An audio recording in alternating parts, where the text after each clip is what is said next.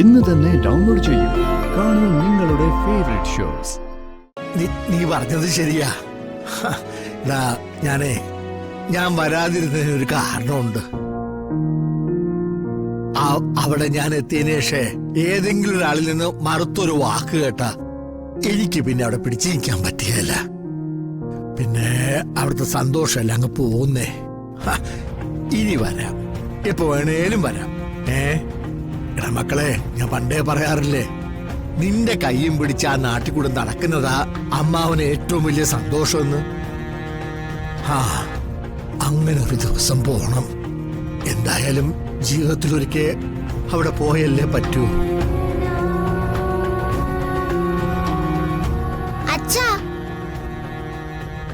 അച്ഛൻ ഫംഗ്ഷന് പോയ കാര്യം വീണാമ്മ ചോദിച്ചു.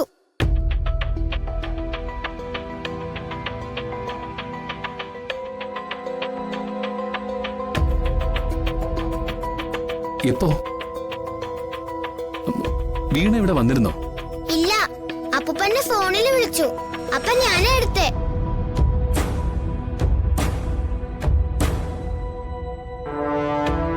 എന്നിട്ട് എന്താ സംസാരിച്ചേ? വീണാമ്മയെ കാണാൻ തോന്നുന്നുണ്ടോന്ന് ചോദിച്ചു.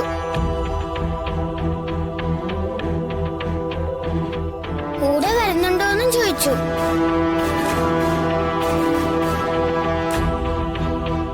നീ എന്നിട്ട് എന്ത് പറഞ്ഞു? ഞാൻ അച്ഛനെ വിട്ട് എങ്ങോട്ടും വരില്ലെന്ന് പറഞ്ഞു.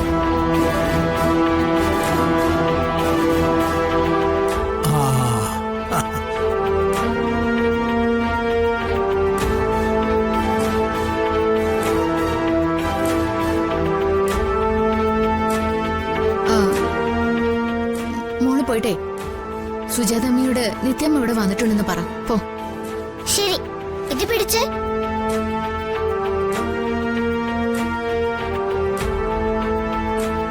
എടാ, അവള് വിളിച്ചതും സംസാരിച്ചതൊന്നും ഞാൻ അറിഞ്ഞില്ല. ഇവിടുന്ന് പോയാലും അവള് വെറുതെ ഇരിക്കില്ലല്ലോ.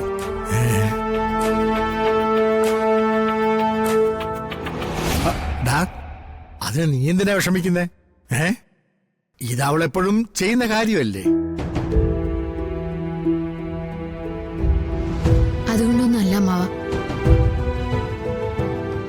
കല്യാണി വിട്ടുകൊടുക്കണമെന്ന് ഒരാവശ്യം വന്നിട്ടുണ്ട്. വീണയല്ല, വിപിൻ.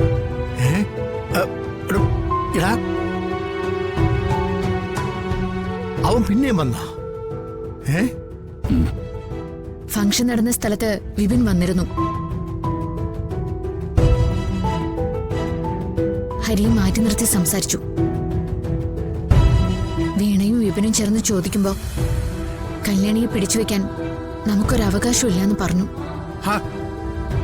എന്നിട്ട് അവന്റെ മുഖത്ത് അടിച്ചില്ലേ നീ? തല്ലി കൊല്ലണ്ടേ ആ വൃത്തിയേട്ടവനെ?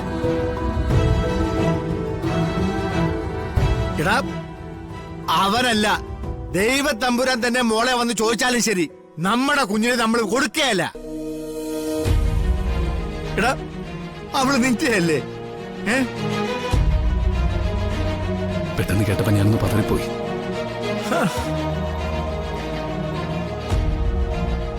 പക്ഷെ ഞാനിപ്പോ ഒരു തീരുമാനം എടുത്തിട്ടുണ്ട്. ചെയ്യാനുള്ളതൊക്കെ അവള് ചെയ്യട്ടെ. എന്റെ മോള് എന്റെ കൂടെ തന്നെ ഉണ്ടാവും. മധുര നൊമ്പരക്കാറ്റ്